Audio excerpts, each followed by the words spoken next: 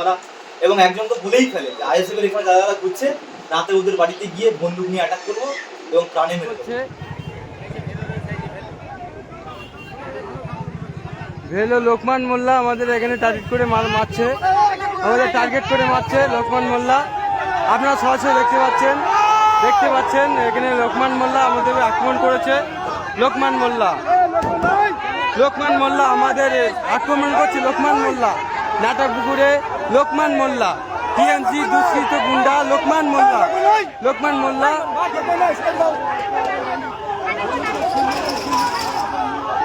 মোল্লা উনি ওর ছেলে, দুজনের আক্রমণ করছে আমাদের র্যালিটা হতে দেবে না বলে।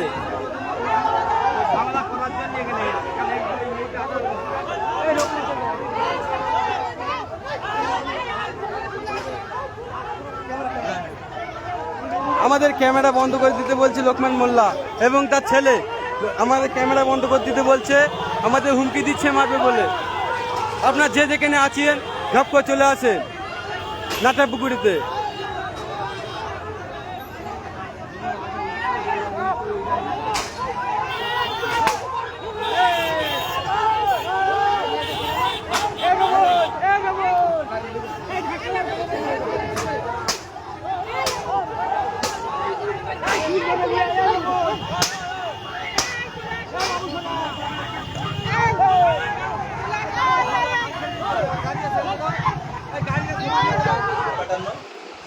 অ্যাকচুয়াল যখন আমাদের র্যালি চলে, র্যালি অবস্থায় কিন্তু আমাদের 4 চাকার পারমিশন নেওয়া হয়, এটা নির্বাচন কমিশনের গাইডলাইন। সেক্ষেত্রে 2 চাকা বা 3 চাকার কোনো পারমিশনের জায়গায় নেই।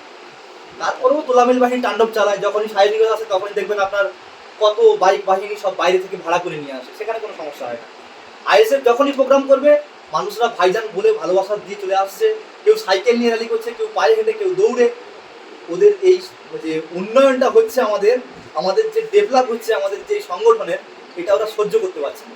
তাই কিভাবে আটকাবে? আমাদের তো কেউ গরু চোর নেই, আর কেউ বালি চোর নেই, আর কয়লা চোর নেই। তো সেক্ষেত্রে কি বলবে এখন? এই বাইক বেশি ছিল বলবে, কখনো বলবে একটা ফ্ল্যাগ ছিল না খুলে গেছে, কখনো বলবে আমাদের ফ্ল্যাগ ছিঁড়ে গেছে। এই সব বলার সব আর কিছু নেই, কোনো রাস্তাও নেই। আমাদের তো বলতেও পারো না আমার চাকরি ছিল, পশ্চিমবঙ্গ জুড়েই হচ্ছে। আইএসএস যেখানেই শক্ত হচ্ছে ওখানেই হচ্ছে ওদের ভয়। আমরা সেই মোতাবেক আজকে যখন আমাদের প্রচার চলছিল, তার র্যালি করছিলাম, আমরা বেশ কিছু কর্মী সমর্থকদের নিয়ে আসছিলাম। সেই সময় দেখলাম টিএমসির কিছু গুন্ডা বাহিনী, তো সে কিনা রাস্তা অবরোধ করলো এবং বললো আমরা এরপর কথা দিতে দেবো না। তো জিজ্ঞেস করা হলো যে কি সমস্যাটা কি? বলছে আমাদের এখানে টিএমসির আমরা পঞ্চায়েত, অতএব আইএসএফ এর এখানে ঝান্ডা উঠতে দেবো না। তাই সেই হিসেবে সঙ্গে সঙ্গে আমাদের আইএসএফ এর সমর্থক ছেলেরা ছিল, ওদেরকে ধপাধপ করে ফ্ল্যাগ খোলা এবং সঙ্গে সঙ্গে জ্বর থাপ্পড় খেয়ে ঘুষি মারা।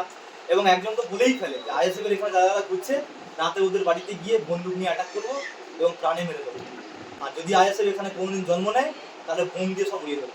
আপনাদের দলের থেকে পক্ষ থেকে কোনো পদক্ষেপ নেই?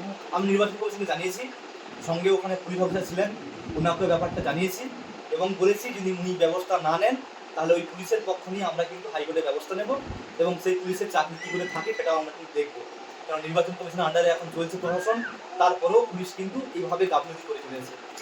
প্রতিদিন প্রায় প্রতিদিন আমাদের বহু কর্মীর বাড়িতে তৃণমূল বাহিনী আক্রমণ চালাচ্ছে, তারপরেও প্রশাসন কিন্তু ঘুমিয়ে দেখছে। থানায় কি কোনো অভিযোগ দায়ের করা হয়েছে? অভিযোগ দায়ের হয়েছে, কিন্তু এখনো ব্যবস্থা নিচ্ছে না। তোলামুল বাহিনী যেভাবে নির্দেশ দেবে সেভাবেই তো কাজ হবে। বিশেষ করে এখানে শয়তানুল্লাহ সাহেব আছেন, কিংবা এখানে আরও কিছু মস্তান বাহিনী আছেন, ওনাদের নির্দেশেই কিন্তু আপনার এই থানাটা কন্ট্রোল হয়। তাই ওনাদের নির্দেশের অপেক্ষায় হয়তো থানারা আছেন, ওনারা নির্দেশ দেবেন তারপরে কাজ হবে। এই সামনেই তো এই তো আপনি লোকসভা ভোটের প্রচার করছেন, এই প্রচার মিছিলে হামলা হচ্ছে, ভোট কতটা শান্তিপূর্ণ হবে বলে আশা করছেন? মানুষ পুরো ক্ষেপে আগুন হয়ে আছে। পঞ্চায়েতের সময় কেউ ভোট দিতে পারেনি। মানুষ দেখেছে তৃণমূল বাহিনীর তাণ্ডব, যেভাবে মানুষকে খুন করেছে, আমাদের তাজা 3টে প্রাণ চলে গেছে। সেক্ষেত্রে আমরা কিন্তু এই সমস্ত রাগকে ভুলিনি। এর যোগ্য জবাব কিন্তু লোকসভার ভোটে পড়বে।